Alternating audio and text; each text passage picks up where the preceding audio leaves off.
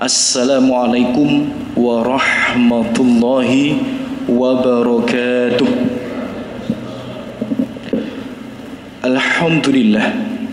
Alhamdulillahi rabbil alamin, wabihi nasta'in ala umurid dunia waddin. Segala puji hanya pantas kita panjatkan kepada Allah, dan sesungguhnya Allah telah begitu baik kepada kita, memberikan banyak sekali nikmat, rahmat, pertolongan-pertolongan yang tidak mungkin kita ini bisa sukses, berhasil, bahagia, selamat, sehat, sakinah kecuali atas pertolongan-pertolongan dari Allah Subhanahu wa taala. Maka janganlah bosan untuk memperbanyak pujian pada Allah, dan kami juga mengingatkan, mengajak kepada diri kami pribadi dan antum semua untuk memperbanyak sholawat kepada manusia terbaik, manusia yang paling mulia, manusia yang paling Allah cinta, yakni Muhammad sallallahu alaihi wasallam. Allahumma salli wa sallim wa barik ala Muhammad wa ala ali Muhammad. Semoga sholawat serta salam senantiasa tercurahkan kepada beliau, juga kepada keluarga beliau, sahabat beliau, umat beliau yang senantiasa mengikuti langkah, sunnah, petunjuk, manhaj yang telah beliau tinggalkan. Tayyib, amma ba'd. Ikhwati fillah, Bapak Ibu, saudara-saudariku, rahimani wa rahimakumullah. Alhamdulillah Allah pertemukan kita kembali di rumah Allah yang mulia ini, di majelis yang insyaallah penuh berkah ini. Kita mengharapkan keberkahan yang banyak dari Allah Subhanahu wa taala dengan bermajelis seperti ini. Dan insyaallah tema kajian kita pada malam hari ini ya cukup menarik dan insyaallah cukup aplikatif. Semoga bisa kita terapkan dalam kehidupan kita, dalam rumah tangga khususnya, untuk meraih rumah tangga yang sakinah, mawaddah, dan juga tentu saja warahmah. Tema kajian kita yakni merawat gelas-gelas kaca yang sudah pecah. Masya Allah ya, merawat gelas-gelas kaca yang sudah pecah ya. Jadi tentu saja analogi gelas-gelas kaca sudah tidak asing bagi kita, karena ini Rasulullah Sallallahu Alaihi Wasallam memberikan nasihat, riwayat hadis terkait gelas-gelas kaca ini lebih dari satu. Jadi lebih dari satu. Jadi langsung saja seorang wanita itu dianalogikan ya seperti gelas-gelas kaca itu bukan hanya satu hadis, bahkan ada beberapa hadis. Nah, kalau satu hadis saja kita harus percaya, apalagi beberapa hadis yang hadis itu bisa dipertanggungjawabkan kesohihannya ya. Maka Rasulullah tidak mungkin mengatakan sesuatu yang dusta, dan insya Allah itu pasti benar adanya, bahwa wanita itu ibarat apa? Gelas-gelas kaca. Ada banyak riwayat, misal riwayat Bukhari dan Muslim. Loh, kurang apa coba ya? Sampai riwayat Bukhari dan Muslim, berarti nggak perlu diragukan kesohihannya. Kata Rasulullah Sallallahu Alaihi Wasallam ya, waihaka ya Anjashah ruwaidaka sauqon bil qawarir. Perlahan-lahan wahai Anjashah, pelan-pelanlah, sesungguhnya kamu sedang mengawal gelas-gelas kaca. Maksudnya apa? Jadi Anjashah ini kan pemimpin rombongan, dalam artian yang mengarahkan rombongan yang di depan, yang ngoyak-ngoyak rombongan gitu. Suatu ketika Anjashah ini, kalau dalam bahasa kita apa ya, gubuh kabeh. Jadi ayo gitu. Nah, masalahnya yang dioyak-oyak itu juga banyak perempuan-perempuan. Maka dinasihati sama Rasulullah pelan-pelan. Ya. pelan-pelan, nggak usah kasar-kasar, ya, karena kamu sedang mengawal apa? Gelas-gelas kaca, ya, qawarir, ya, gelas-gelas kaca. Itu baru satu hadis. Dalam hadis yang lainnya, Rasulullah bersabda, irfaq bil qawarir.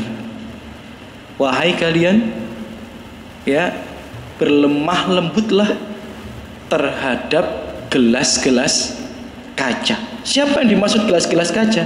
Wanita.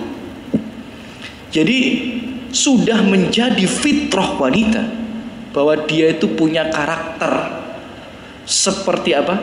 Gelas-gelas kaca. Dianalogikan seperti gelas-gelas kaca.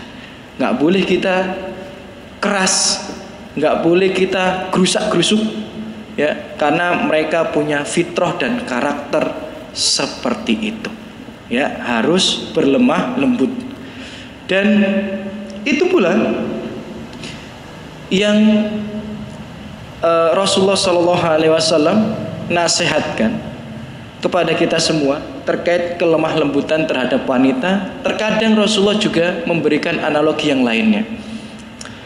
Terkadang wanita itu dianalogikan seperti tulang rusuk muda yang paling bengkok. Tulang rusuk yang paling bawah di sini itu yang paling mudah patah dan yang paling bengkok. Sebagaimana dalam hadis sahih riwayat Bukhari dan Muslim. Hadis sahih riwayat Bukhari dan Muslim, Rasulullah SAW bersabda, istausu bin nisa. Berbuat baiklah kalian pada para wanita. Fa innal mar'ah khuliqat min dil, karena sesungguhnya wanita itu diciptakan dari tulang rusuk. Wa inna a'waja syai'in fid dil a'laha, sesungguhnya tulang rusuk yang paling bengkok itu yang bagian atas. Jadi kalau bengkokan tulang rusuk itu yang paling bengkok kan yang bagian atas.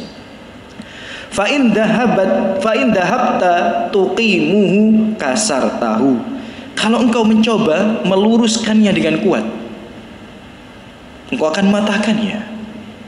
Wa in taraktahu lam yazal aqwa, tapi kalau kamu biarkan saja, dia akan terus-terusan bengkok. Serba salah namun mboten. Serba salah nggih. Ya sing ngono. Ya sudah seperti itu memang perempuan. Ya, serba salah kita laki-laki memang. Ya memang dari zaman istrinya Nabi Adam sampai hari kiamat, ya wis kayak gitu. Itu fitrahnya perempuan.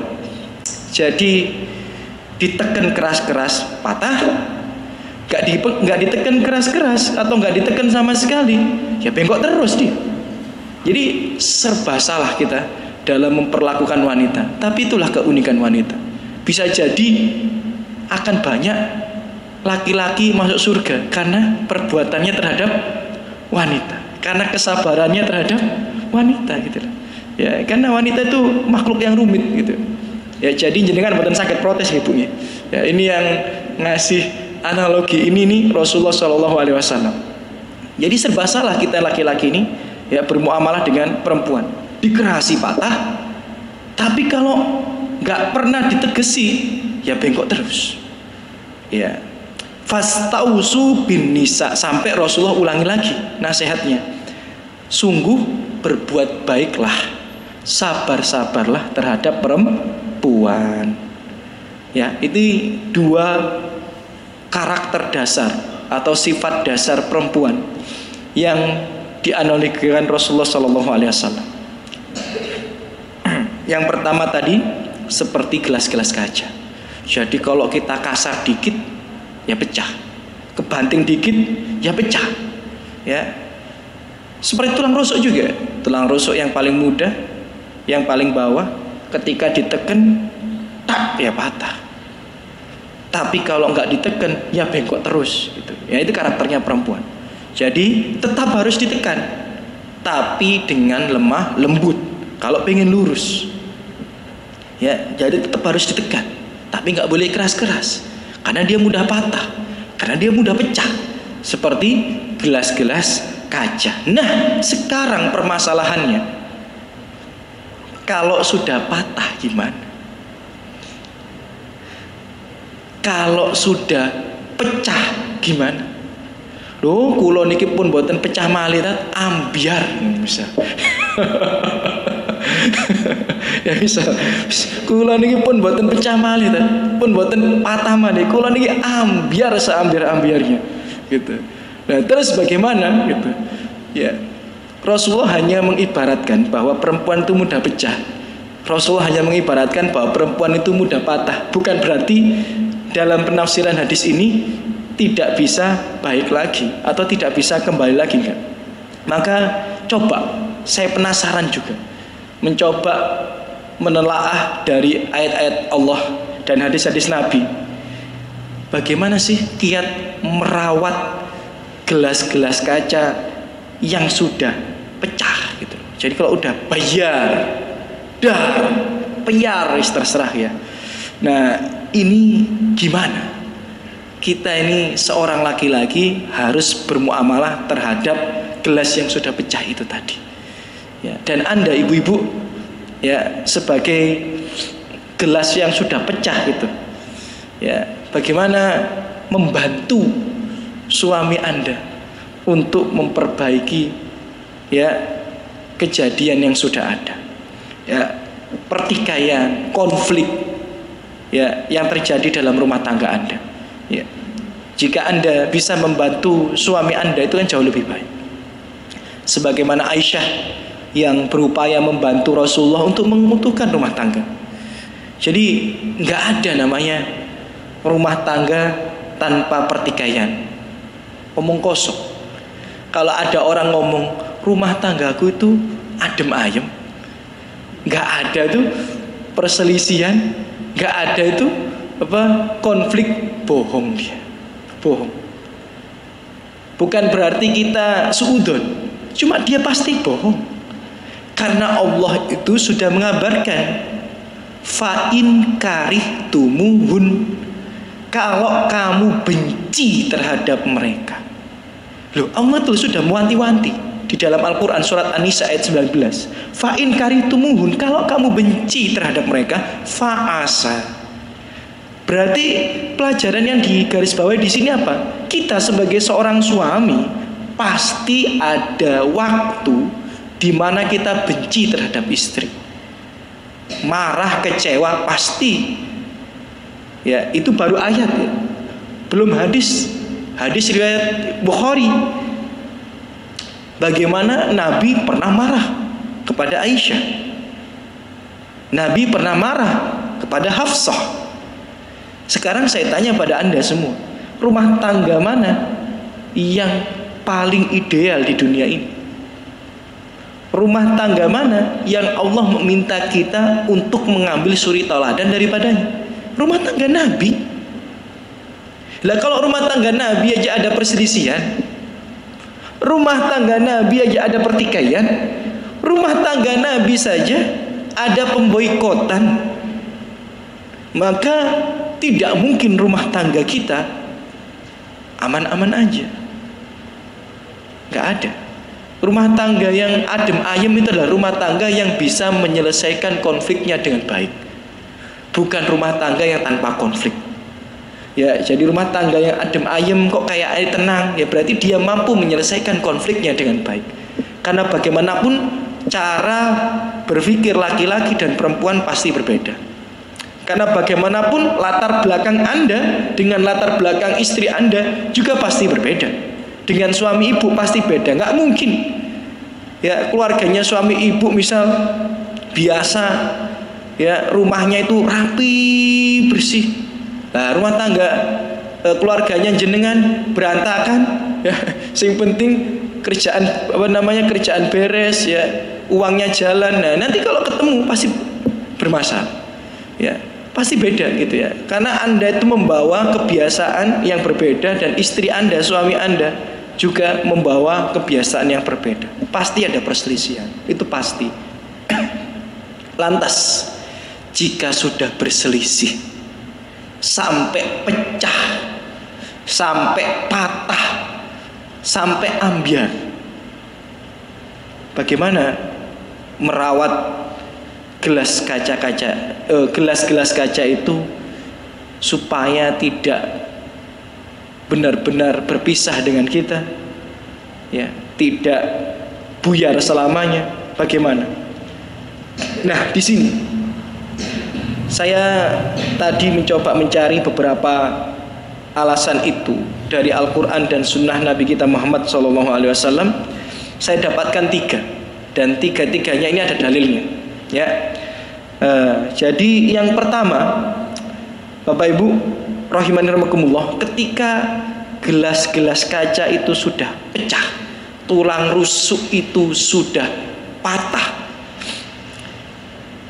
yang pertama yang bisa kita lakukan adalah berikanlah ia waktu.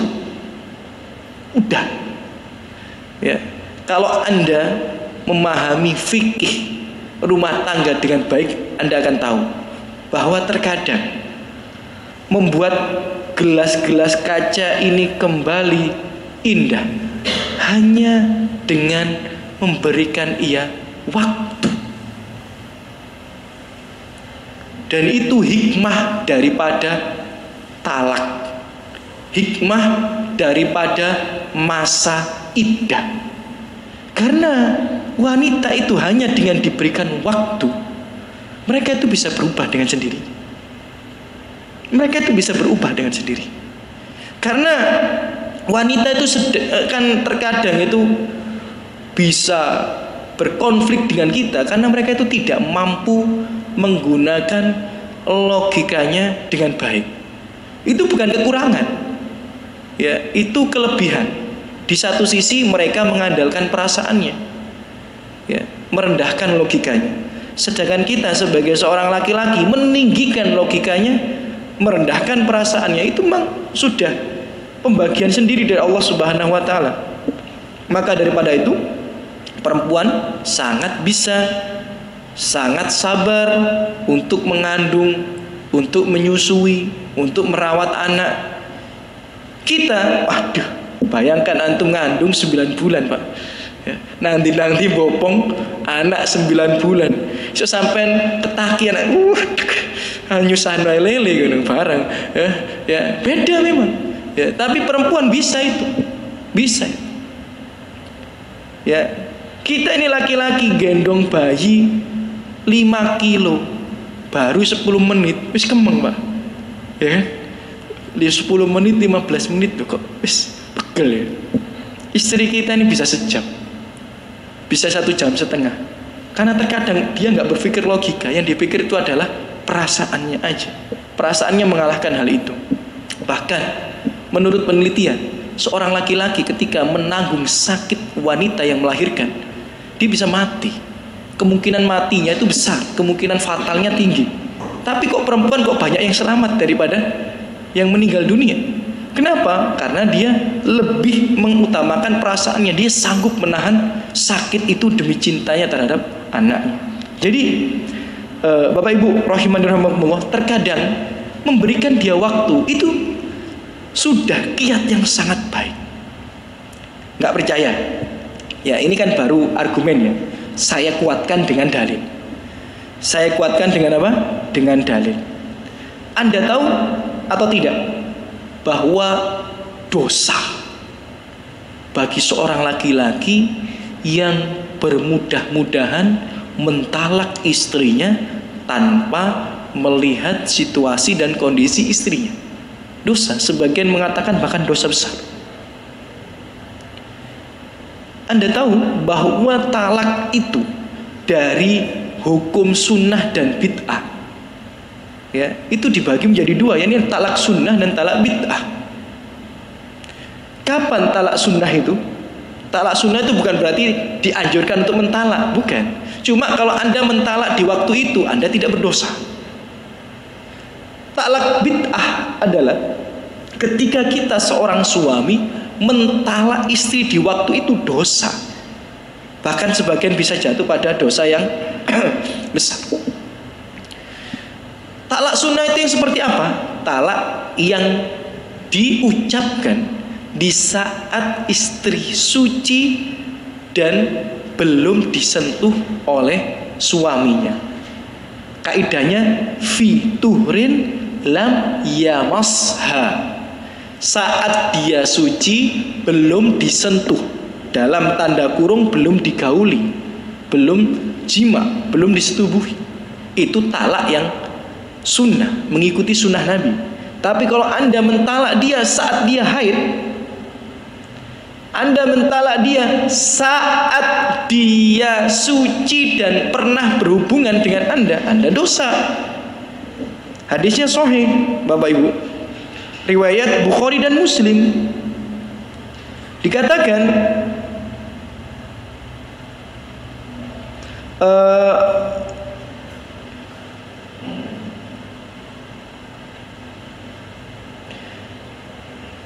di sini, Bapak Ibu rahimani rahimakumullah, Ibnu Umar, ya, Ibnu Umar pernah mentalak istrinya. Kemudian Umar bin Khattab mengadukan ini kepada Rasulullah SAW. Kenapa kok diadukan? Karena Umar tahu mentalak seorang istri dalam kondisi haid itu tidak diperbolehkan. Maka apa kata Rasulullah SAW? Murhu falyuraji'ha, perintahkan dia untuk kembali rujuk dengannya. Itu ya. Hadis riwayat ya Bukhari dan Muslim, bahkan hadis ini muttafaqun alaih. Jadi seorang istri itu tidak boleh ditalak saat haid dan tidak boleh ditalak dalam keadaan suci pernah digauli.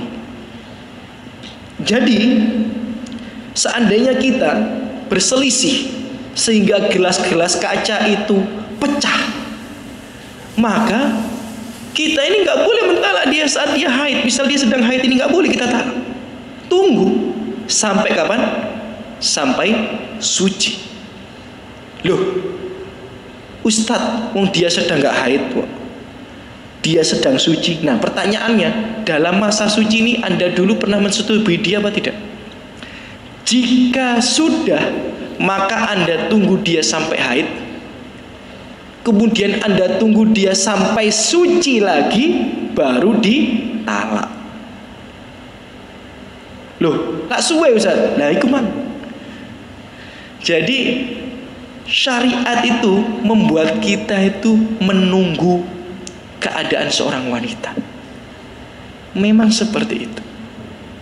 Selama ini bukan perselingkuhan, selama ini bukan hal-hal yang bersifat prinsip, memang tidak boleh langsung dar saat haid, saat suci pernah digauli enggak. Nah, terus bagaimana?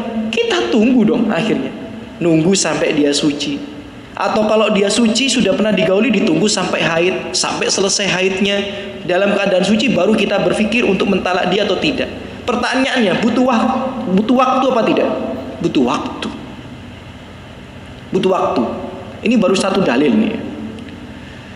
Dalil yang kedua, bahwa wanita itu, ya, Bapak Ibu rahimani rahimakumullah, bahkan setelah ditalak, kita punya kewajiban untuk menafkainya, memperhatikannya, memperlakukannya layaknya seorang istri, dan tidak boleh mengeluarkannya dari rumah kita. Sampai berapa? Sampai 3 kali haid. Yang membedakan adalah kita ini hanya tidak boleh berjima dengan dia. Kalau jima makanya namanya rujuk. Jadi wanita ini kalau sudah kita talak pun, mereka ini tetap tinggal di rumah kita. Kita tetap menafkahi dia, kita tetap perhatian, kalau sakit ya kita urus. Loh, sentuhan boleh nggak Ustaz? Boleh, kata siapa nggak boleh? Dia istrimu. Yang membedakan adalah engkau tidak boleh jima dengan dia kalau nggak pengen rujuk. Karena jima itu hukumnya berubah jadi rujuk, walaupun tanpa ucapan.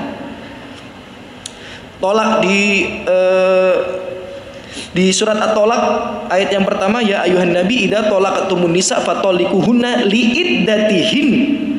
Ya, wahai para nabi, jika engkau menceraikan istri-istrimu, hendaklah engkau ceraikan pada waktu yang mereka dapat mendapati iddahnya. Iddahnya ini apa? Dalam ayat lainnya salah satu quru. Salah satu quru itu apa? 3 kali haid. 1 kali haid, 2 kali haid, 3 kali haid. Maka masa iddahnya sudah selesai. Nah, berarti di sini butuh waktu enggak untuk berpisah beneran sama istri? Butuh waktu apa tidak? Butuh waktu. 3 bulan itu lama. Bayangkan 3 bulan dia masih menyiapkan makanan untuk Anda. 3 bulan dia masih bikinin kopi buat sampean. 3 bulan sampean capek masih dipijetin sama dia. Ustadz, nggak takut talak aja gak tahu mijetin. Ya itu urusannya sampean sampai bojo sampean, ya kan ya. Jadi intinya dia itu masih berstatus istri Anda selama berapa? 3 bulan. Lama nggak? Lama. Hikmah daripada ini, Bapak Ibu rahimakumullah, terkadang wanita itu hanya butuh waktu untuk sembuh. Hanya butuh waktu untuk mengobati luka.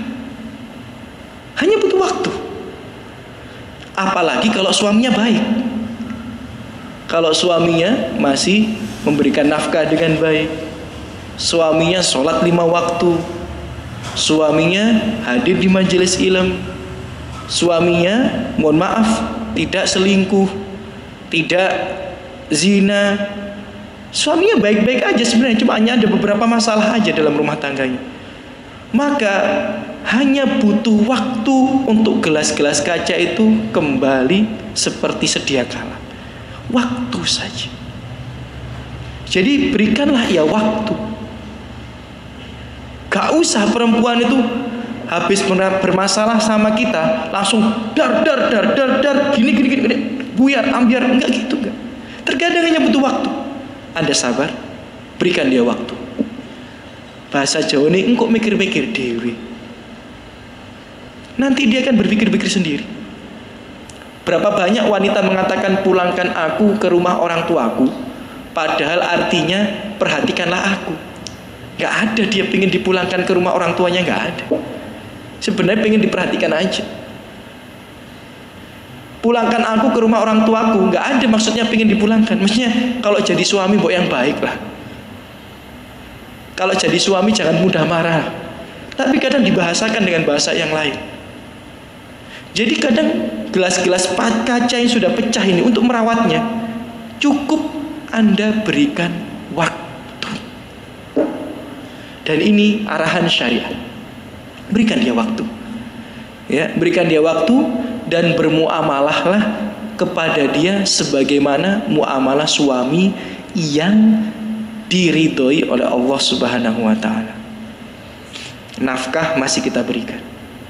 Kebutuhan masih kita penuhi. Perhatian masih kita berikan. Sakit masih kita rawat.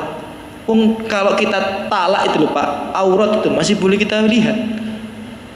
Bukan berarti setelah kita talak kemudian dia di rumah pakai cadar gitu, mboten Pak.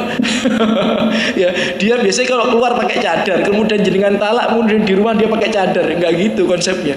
Dia kalau keluar rumah pakai jilbab panjang, kemudian jenengan talak, kemudian dia di rumah pakai jilbab panjang, enggak. Yang beda cuma, mohon maaf kalau kalimat kami kurang sopan, yang beda cuma enggak jima doang. Itu aja. Semuanya sama. Jadi terkadang arahan syariat itu cuma berikanlah ia waktu. Pertanyaannya, ya, saya tanya lagi pada Anda. Rumah tangga siapa yang diminta Allah untuk kita mengambil suri tauladan padanya? Rumah tangga siapa? Rumah tangga Nabi kita Muhammad Sallallahu Alaihi Wasallam. Ya, nih saya bacakan hadisnya. Hadis ini riwayat Bukhari dan Muslim.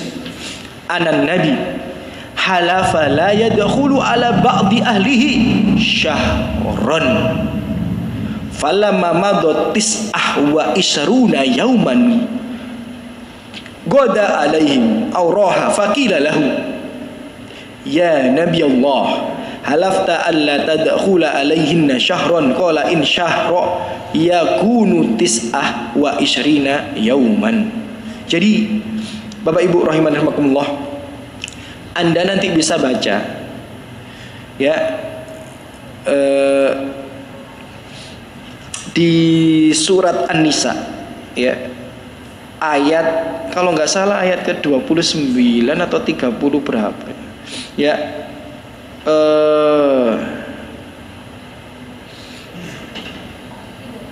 iya ayat 29 ya. Intinya di situ nanti ada tafsir hadis riwayat Bukhari bahwa Nabi itu, Bapak Ibu rahimakumullah, sempat membiarkan istrinya. Bahkan dalam sebuah riwayat ini bukan hanya membiarkan, mentalak. Dan sampai 29 hari itu nggak tidur satu ranjang. Tapi ya masih ngobrol, cuma nggak tidur satu ranjang. Nabi di atas, istrinya di bawah. Nabi di luar, istrinya di dalam. Bahkan sampai dalam riwayat ini Nabi pernah tidur di atas atap rumahnya, istrinya di dalamnya. Kenapa? Karena istrinya minta perhiasan dan nafkah yang lebih, ya, minta perhiasan dan nafkah yang lebih, ya. Jadi di sini Bapak Ibu rahimakumullah, sebagaimana kita tahu ya, setelah Islam mulai memenangkan banyak pertempuran, Nabi itu kan jatahnya berapa? Jatahnya berapa? 1/5. Bayangkan kalau menang perang dapat 500 M. Apa Nabi mboten dapat berapa? 100 M. Loh, kok bisa 500 M? Lah menang sak kota nih lho. Harta nek dikumpulno satu kota berapa? Misal yang perang kemudian yang kalah kota Mojokerto, Kabupaten Mojokerto, kota Sidoarjo dan Surabaya. Kalau dikumpulkan 500 M kecil. Ya, semua harta kalau dikumpulkan 500 M ini ya kecil, ya. Jadi Bapak Ibu rahimani wa rahimakumullah, Nabi itu dapat 1/5-nya loh ya. Ya, Nabi itu dapat berapa? 1/5-nya. Oh iya, mohon maaf, ini suratnya saya dapatin kan di surat Al-Ahzab, bukan An-Nisa ya, ayat 28 dan 29 ya. Jadi ayatnya benar ya, 29, tapi surat Al-Ahzab bukan surat An-Nisa ya. Nah, jadi di surat Al-Ahzab ayat 28 29. Ini cerita bahwa Nabi itu diprotes istri-istrinya. Karena apa? Hartanya sudah banyak, nafkahnya kok ya ngunu-ngunu aja. Ya maksudnya, lah kan 1/5 dari harta rampasan perang. Lah nek 500 M 100 M. Lah kok 100 M ini kok nggak dibelikan perhiasan-perhiasan? Kenapa kok nggak diberikan nafkah yang banyak? Kok masih sederhana aja? Nabi tersinggung. Untung jenengan suaminya bukan Nabi. Ya, untung jenengan suaminya bukan Nabi. Nabi itu diprotes nafkah ini tersinggung. Ya, untung jenengan itu bukan apa namanya istrinya Nabi gitu. Kalau jenengan istrinya Nabi, jenengan akan didiamkan Nabi berapa? 29 hari. Loh, mosok salah sih Ustaz protes nafkah Ustaz? Ya, kalau jenengan istrinya Nabi salah kayaknya. Karena Allah sendiri yang mengabarkan itu di surat Al-Ahzab ya. Nanti jenengan baca tafsirnya. Tidak pantas bagi seorang nabi dalam tanda kutip bahasa Jawa nih kedonyan, gak pantas. Ya. Makanya Nabi itu ngasih pilihan kepada istrinya setelah dikasih pelajaran, dikasih waktu 29 hari untuk berpikir. Pertanyaannya, bisa nggak Nabi ketika istrinya ngomong gitu, kemudian langsung ngomong, udah, kalau kamu masih mau jadi istriku, ya kamu harus sabar dengan nafkah ini. Kalau nggak mau, ya udah, kita pisah. Bisa nggak langsung ngomong seperti itu? Bisa apa enggak? Bisa. Bahkan ini Nabi Pak, Bu, mboten Pak RT, nama Pak RW.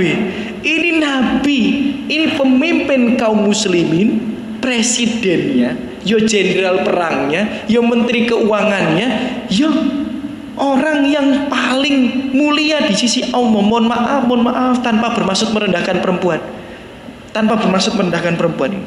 Tapi Nabi itu nek ganti istri, mohon maaf ini, gampang no mboten? Gampang. Nabi kalau mau nambah istri sampai 100, gampang no mboten? Gampang. Ngapain Nabi nikahin janda-janda? Ya. Nabi kalau nyari gadis sampai 100 sampai 1000 bisa apa tidak? Lu bisa. Bukankah raja-raja terdahulu di zamannya Nabi itu istrinya 1000, istrinya 100? Jadi kan baca nanti Raja Persia di zaman Nabi istrinya berapa? Bahkan milih 1000 gadis. Jenengan baca sejarah zaman dinasti-dinastinya Cina itu. Bahkan mereka punya rumah yang sangat besar buat khusus selir-selir kekaisaran.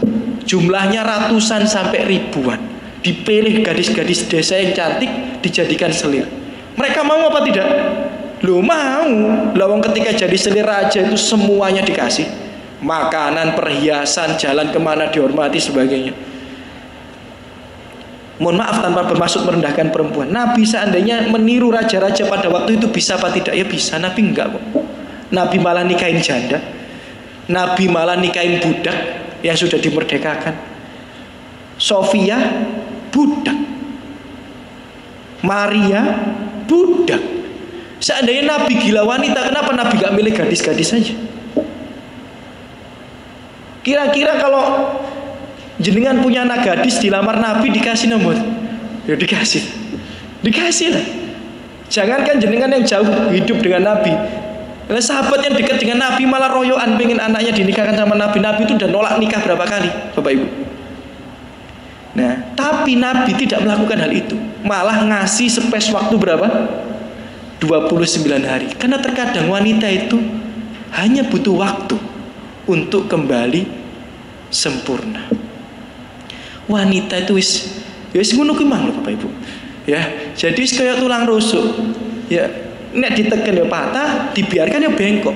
Jadi kadang Anda kasih ketegasan, Anda berikan waktu untuk berpikir, dia kan baik-baik sendiri. Bukankah itu yang dilakukan oleh Rasulullah? Ngasih waktu sampai berapa? 29 hari. Akhirnya apa?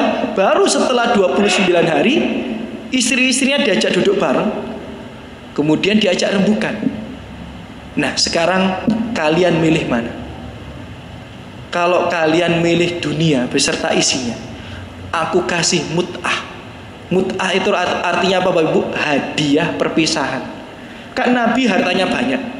Nanti kamu tak kasih mut'ah yang banyak. Dikasih mut'ah yang banyak tapi ya pisah. Karena nggak mungkin, nggak layak bagi seorang Nabi punya istri kedonyan bahasanya. Ya, nggak layak bagi seorang Nabi punya istri kedonyan. Jadi kalau jenengan kedonyan Bu, jenengan gak layak jadi istrinya Nabi, tapi masih layak mungkin jadi istrinya suami jenengan gitu ya. Tapi kalau jadi istrinya Nabi gak layak. Itu memang aturan Allah seperti itu. Gak boleh istrinya Nabi kedonyan bernangsa. Jadi harus terima apa adanya. Dikasih segitu ya ikhlas gitu. Gak usah protes-protes dengan nafkah. Ya karena istri Nabi itu hanya menunggu mati untuk masuk surga. Ya kan cuma gitu aja. Istri Nabi ini cuma nunggu mati tok nih Bapak Ibu. Cuma nunggu meninggal dunia. Karena jaminan bagi istri Nabi itu surga. Udah jaminan nih. Makanya wis gak usah kedonyan lah pengurusin donya. Anda itu cuma nunggu meninggal dunia bagimu surga. Tapi ya gak sembarang orang bisa jadi istri Nabi. Nabi milih. Ya, Nabi milih ya. Bahkan ada yang sudah tua seperti Ummu Sulaim dan sebagainya dipilih. Gak harus yang muda-muda. Ya. Tergantung kedudukannya di sisi Allah Subhanahu wa taala. Lanjut lagi ya. Kemudian ditanya sama Nabi, kalau kamu pilih dunia beserta isinya, aku kasih mut'ah. Tapi aku pisah sama kamu. Tapi kalau kamu ya memilih Allah dan Rasulnya, maka bagimu surga. Nah, ayatnya menjelaskan itu. Ya, jadi ini janji surga bagi istri Nabi. Tapi ojo protes masalah nafkah. Gak usah minta perhiasan, kalung-kalung gak usah minta. Ya. Jadi yang biasa protes sama suaminya, Mas kalung 20 gram Mas, ini gak cocok tadi istri nih Nabi. Lu mboten saya tersinggung jenengan ya. Ya, mboten saya tersinggung. Ini fakta ini fakta ya. Ini fakta hadis, ini ayat ini, gak usah tersinggung jenengan. Ya, tapi ya masih pantas tadi istri nih suami jenengan pasti pantas. Saya nggak bilang ini dosa. Saya ulang sekali lagi ya. Saya tidak pernah bilang ini dosa. Cuma wanita yang kedonyan, terlalu cinta dunia, tidak cocok jadi istrinya Nabi. Ya, makanya sama Nabi, kalau kamu masih seperti ini pisah aja sama aku.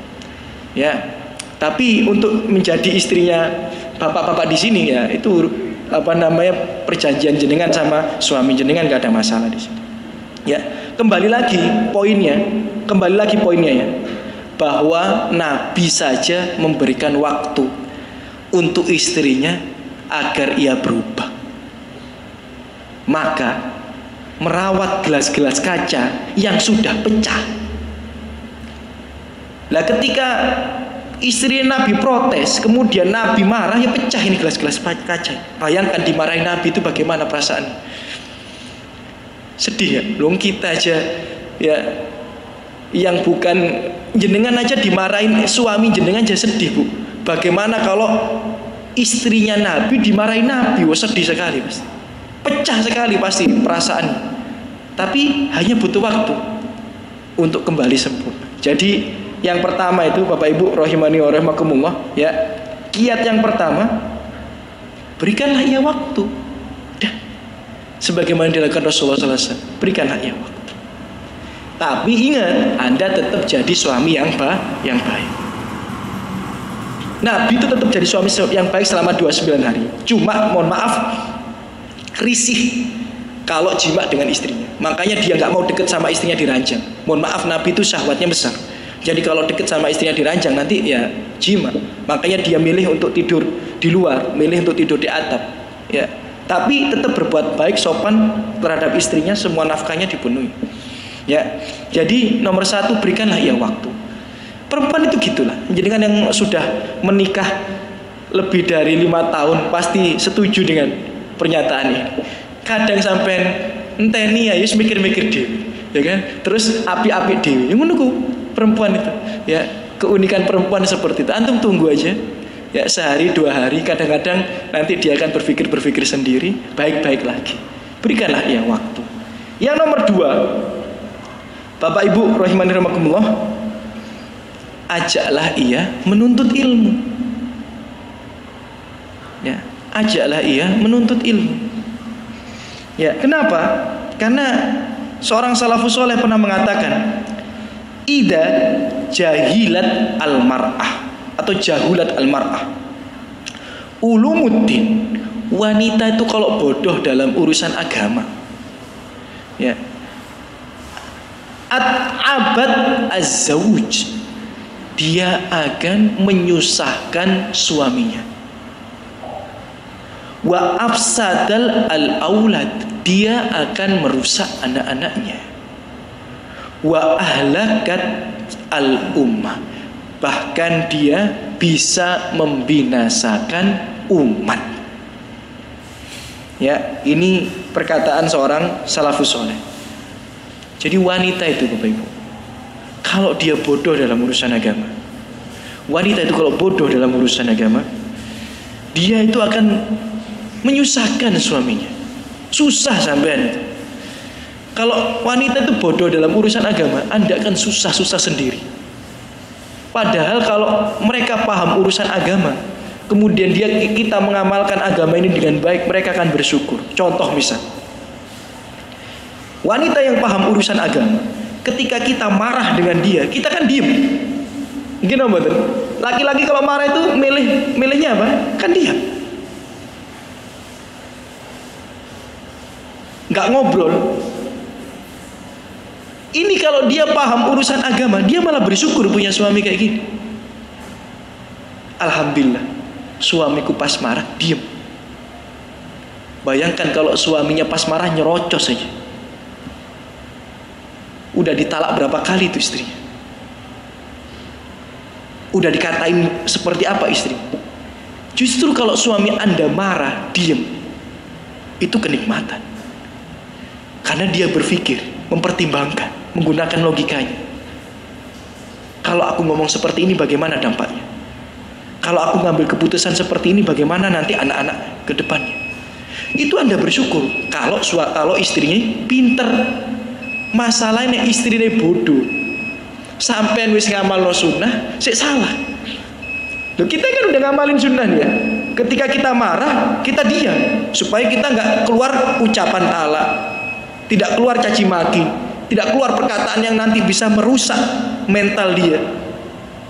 Malah salah, karena dia mikir, bojoku loh, nek muring-muring menengai, loh itu malah repot sampean.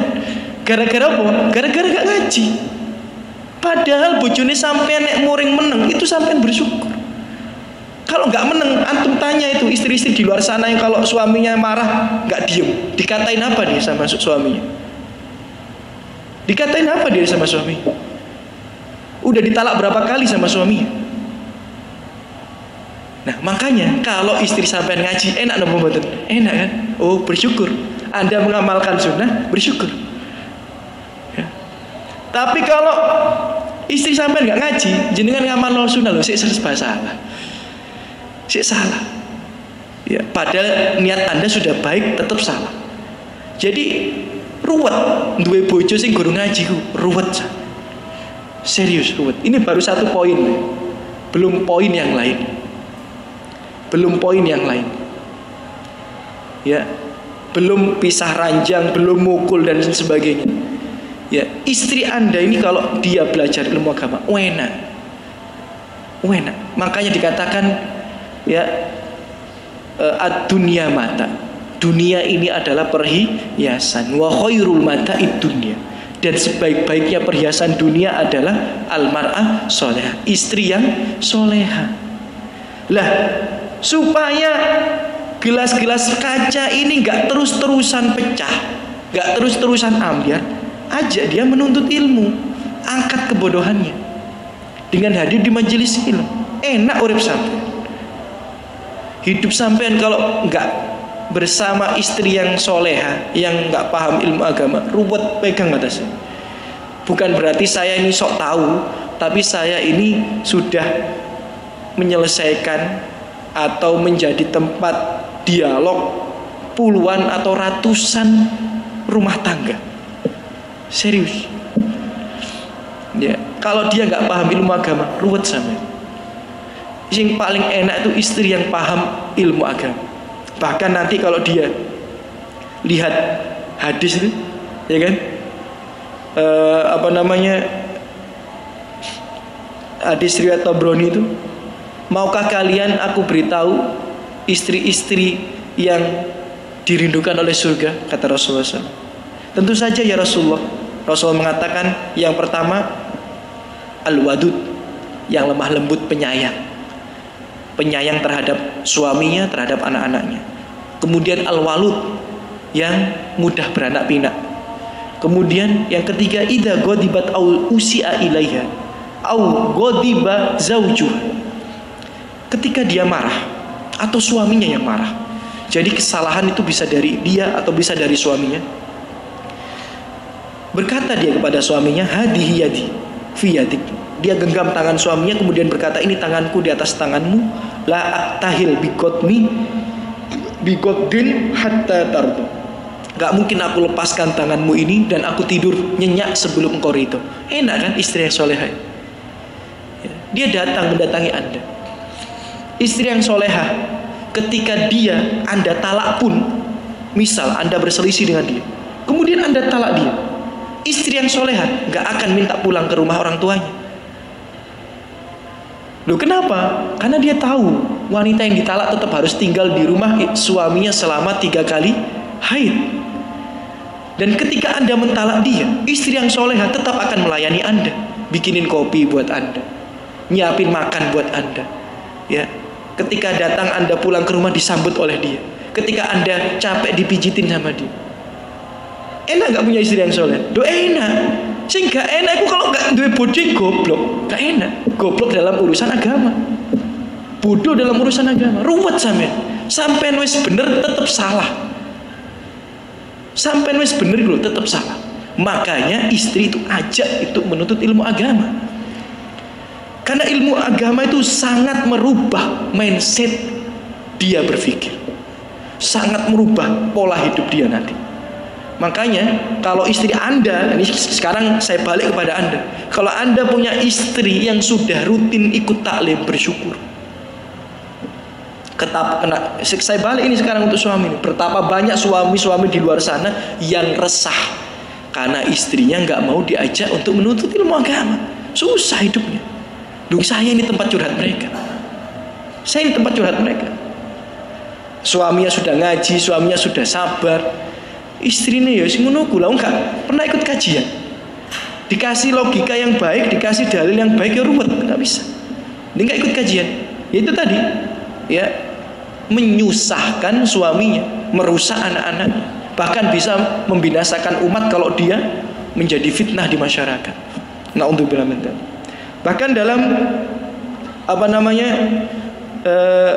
asar yang lainnya, Ibnu Qayyim Al-Jauzi ya mengatakan, wa nafsuka in ashghalatha bil haqqi wa ila ishtagolatka bil batil. Jiwamu itu, kata Ibnu Qayyim Al-Jauzi, jika tidak disibukkan dengan hal-hal yang baik, maka akan disibukkan dengan hal-hal yang batil. Jiwamu jika tidak disibukkan dengan hal yang baik, maka akan disibukkan dengan hal-hal yang batil. Kemudian ini diperinci untuk wanita. Wanita itu jika tidak disibukkan dengan kebaikan, maka dia akan disibukkan dengan prasangka-prasangka perasaannya. Nah, maka ajak istri Anda untuk menuntut ilmu agama. Suruh istri Anda untuk menuntut ilmu agama. Berikan kesibukan untuk istri Anda, kesibukan-kesibukan yang positif. Karena kalau tidak, ya itu tadi, gelas-gelas kaca yang sudah pecah akan terus pecah, dan dia tidak akan kembali sempurna. Padahal gelas-gelas kaca yang sudah pecah itu bisa kembali sempurna indahnya, bahkan bisa lebih indah lagi, seperti yang Rasulullah lakukan pada istrinya. Setelah turun Al-Ahzab itu ayat 28-29 itu, istrinya tuh jadi lebih solehah lagi. Dalam riwayat udah gak pernah ngurusi dunia lagi. Aisyah ketika dikerasi dengan Nabi, kemudian dia terkaget dengan ketegasan Nabi, Aisyah jadi wanita yang lebih baik lagi, gak pernah prasangka buruk lagi dengan Nabi. Ya, jadi bukan berarti gelas-gelas yang kaca yang sudah pecah itu nggak bisa terawat lagi, tidak bisa kembali lagi indah, bisa. Ya, solusi yang kedua, ajak dia untuk menuntut ilmu agama. Berikanlah dia kesibukan-kesibukan yang positif. Bahkan Syekh Muhammad bin Shalih Al-Utsaimin mengatakan, li ta'lam kullu imra'an la tasil ila shalah illa bi ilm. Kata Syekh Muhammad bin Shalih Al-Utsaimin mengatakan, ketahuilah wahai para wanita, engkau tidak akan pernah bisa menjadi wanita yang baik kecuali dibersamai dengan ilmu. Dan yang dimaksud adalah ilmu agama. Kata Syekh Muhammad bin Shalih Al-Utsaimin, sama, Anda juga tidak mungkin bisa mendapatkan istri yang baik kecuali istri Anda dibekali dengan ilmu agama. Sekarang apa sih yang bisa mengarahkan orang untuk menjadi baik kalau bukan ilmu agama, kalau bukan agama? Ya, maka ibu-ibu isi keseharian ibu dengan hal yang positif. Ajak istri-istri kita dengan hal yang positif, khususnya dalam menuntut ilmu agama. Dan yang terakhir, yang nomor 3, ya, yang terakhir, yang nomor 3, Bapak Ibu rahimakumullah, ya, kita gunakan senjata terbaik yang kita miliki, yakni berdoa untuk kebaikan-kebaikan. Ya, jadi cukup 3 itu. Kalau lebih dari 3 waktu kita sangat terbatas, ya. Jadi 3 ini kita amalkan, insya Allah itu sudah cukup bisa merawat gelas-gelas kaca yang sudah pecah untuk kembali sempurna dan lebih indah. Ya, yang pertama tadi, berikanlah ia waktu, ya, sebagaimana dilakukan oleh Rasulullah. Kemudian, tapi ingat ya, berikan dia waktu bukan berarti langsung kita biarkan begitu saja. Berikan dia waktu, tapi tetap jadi suami yang baik, tetap jadi suami yang bertanggung jawab. Nanti dia akan berubah-berubah sendiri. Dia akan berpikir sendiri. Dia akan menimbang sendiri. Kadang wanita itu butuh waktu berpikir daripada laki-laki. Ya. Kemudian yang kedua, ajak ia untuk menuntut ilmu. Sibukkanlah dengan hal yang positif. Kalau tidak, dia akan disibukkan dengan perasaan-perasaan yang negatif. Ya. Berpikir hal yang aneh-aneh terkait Anda dan sebagainya. Ya. Kemudian yang 3, berdoa untuk kebaikan-kebaikannya. Ingat Bapak Ibu rahimakumullah, sebagaimana dalam hadis, ya. Dalam hadis, ad-du'a bidhohril ghaib yadullu dalalah wadiha ala shadiqil iman. Ya, dikatakan dalam hadis, Bapak Ibu rahimakumullah, da'watul mar'il muslim li akhihi bidhohril ghaibi mustajabah inda ra'sihi. Malak muwakkal kullama da'a li akhihi bi khairin qala al malak al muwakkal bihi amin walaka bimis. Ya, ingat ya, ketika kita mendoakan seseorang tanpa sepengetahuannya, akan ada malaikat khusus yang Allah utus untuk mengamini doa tersebut. untuk mengamini doa tersebut. Bahkan malaikat itu juga bisa mendoakan hal yang sama untuk kita. Ya. Ini yang jarang kita amalkan. Ya, jadi kalau Anda ingin ada kebaikan terhadap orang-orang yang Anda cintai, doakan. Di saat mereka tidak mengetahui, Anda berdoa untuk kebaikan-kebaikannya. Berdoalah saat tahajud, saat mereka tertidur. Berdoalah antara adzan dan iqamat di masjid ketika mereka tidak tahu apa yang Anda lakukan di masjid. Ya. Berdoalah saat Anda melakukan perjalanan safar untuk bekerja. Di saat itu hal yang mustajab dan dia tidak tahu Anda sedang berdoa. Ya, ini doa-doa yang sangat mustajab. Ya, berdoa, nggak ada yang nggak mungkin. Terkadang kita meremehkan kekuatan doa. Padahal Rasul mengatakan ad-du'a silahul mu'min. Doa itu senjata terbaik bagi orang yang beriman. Doa itu senjata yang terbaik bagi orang yang beriman. Tapi banyak orang yang beriman menyia-nyiakan senjata terbaiknya. Betapa banyak hidup kita berubah bukan karena ikhtiar kita, tapi karena doa-doa kita. Tapi banyak orang beriman menyia-nyiakan doanya. Banyak orang beriman menyia-nyiakan dengan doanya. 3 minggu yang lalu, yang pernah ceritanya, 3 minggu yang lalu istri saya kan lahiran itu. Ketika saya USG ke dokter Dian, karena sudah HPL kok belum lahiran. Anak-anak sebelumnya itu 2 minggu, 10 hari sebelum HPL itu udah lahiran. Nah ini kok udah besok HPL ini belum lahiran ini. Nah saya ke dokter Dian, dok mau USG. Loh kenapa? Ini loh kok beda dengan kakak-kakaknya gitu. Kok belum lahir ini udah besok mau HPL. Dicek. Oh Ustaz, ini udah gede banyak. Dia bilang gitu. Dan ini belum tentu lahir pas HPL. Bisa minggu depan, bisa 2 minggu lagi. Ya, tolong ya, siap-siap operasi. Bukan berarti saya nakut-nakuti ya. Bukan berarti saya nakut-nakuti, tapi tolong siap-siap operasi ya ya gitu. Oh iya, nggih dok gitu. Ya kan udah deket sama dokter Dian, sama dokter Indro juga deket gitu. Ya, sering ngobrol juga. Ya. Ini beneran ya ya, nggak apa-apa, bukan saya nakut-nakuti, tapi dicoba dulu ya. Tapi jenengan harus siap-siap operasi gitu ya. Seandainya memang memerlukan tindakan operasi, karena bayinya sudah besar, gitu kan. Oke, nggak masalah. Terus akhirnya beberapa ikhtiar saya lakukan ya, seperti minum minyak zaitun yang saya tambahi banyaknya gitu ya. Kemudian kok pas kontraksi saya bawa ke klinik, nggak saya bawa ke rumah sakit, tetap saya bawa ke klinik yang kecil itu di Kesampen.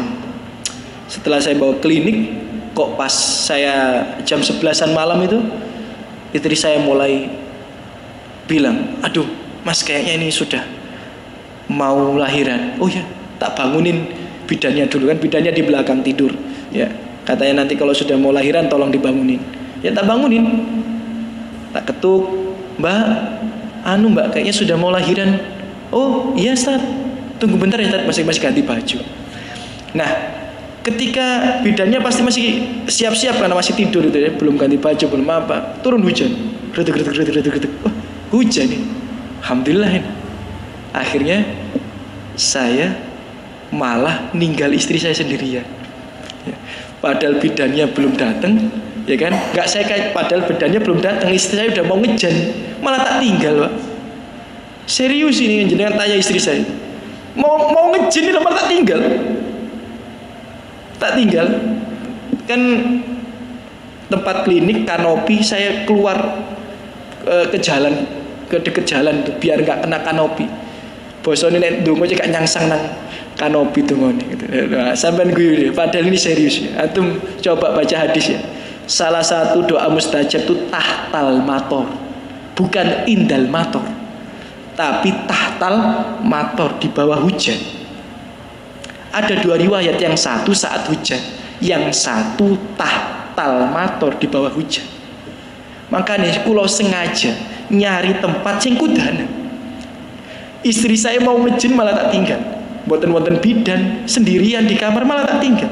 Kula malah keluar yang di tempat gak ada kanopinya, saya ngangkat gini. Alhamdulillah salatu wassalamu ala rasulillah. Ya Allah, saya tidak pernah mendustakan dan ragu dengan ucapan nabimu satupun ya Allah. Saya gak pernah ragu. Semuanya aku benarkan dan aku yakin, saya yakin. Dan nabimu sudah bersabda bahwa doa tahtal maton ini mustajab. Sekarang saya berdoa Dan saya butuhkan doa itu ya Allah. Saya ingin istri saya lahiran selamat, anak saya selamat, tanpa ada robekan, tanpa ada pendarahan. Habis lahiran dia bisa mandiri ya Rasul, ya Allah gitu ya. Mandi sendiri, ngurus anaknya sendiri, jalan sendiri, gendong anaknya sendiri. Saya minta itu sekarang ya Allah. Udah, baru saya balik ke istri dalam kondisi setengah basah. Istri saya udah tahu maksudnya, pasti lagi doa pas hujan-hujan gitu. Ya. Dan alhamdulillah setengah jam atau 15 menit setelahnya itu 20 menitan lahir normal, nggak ada jahitan, nggak ada pendarahan. Habis itu mandi-mandi sendiri, ya, ngurusin anaknya sendiri, gendong-gendong anaknya sendiri. Bahkan besok lusanya udah sepeda motoran sendiri. Tanya istri saya itu, udah baru 1 hari 2 hari sudah sepeda motoran sendiri. Kenapa? Ya karena saya yakin, bukan karena kehebatan saya, bukan, karena saya yakin doa kita itu senjata yang terbaik. Maka jangan remehkan senjata itu. Terkadang kita ini malah menggunakan senjata yang tumpul dan meninggalkan senjata yang tajam. Ya, kita gunakan ikhtiar kita padahal kita ini manusia biasa. Tapi kita tinggalkan doa kita, padahal doa kita kalau Allah ijabah tidak ada satupun yang bisa mengelakkan. Aku lu qouli hada. Jadi 3 itu ya. Berikanlah dia waktu, ajalah ia untuk bermajelis ilmu. Kemudian yang ketiga, doakanlah untuk kebaikan-kebaikannya. Apabila salah kata dan sikap itu dari saya pribadi, lebihnya diterfak Allah Subhanahu wa ta'ala. Alhamdulillah wassalatu wassalamu ala Rasulillah. Semoga yang hadir di sini Allah balasnya sebaik-baiknya balasan, diangkat derajatnya, diampuni dosa-dosanya, dilimpahkan rahmat rezekinya, ya, dan diangkat semua masalah musibah yang menimpa dirinya pun keluarganya. Allah mudahkan semua urusan-urusan kita. Allah berikan kita taufik dan hidayahnya, dan Allah matikan kita dalam keadaan husnul khotimah, dikumpulkan di surga Allah Subhanahu wa taala. Amin ya rabbal alamin. Kita tutup dengan doa kafaratul majelis. Subhanakallahumma bihamdika asyhadu an la ilaha illa anta astaghfiruka wa atubu ilaik. Assalamualaikum warahmatullahi wabarakatuh.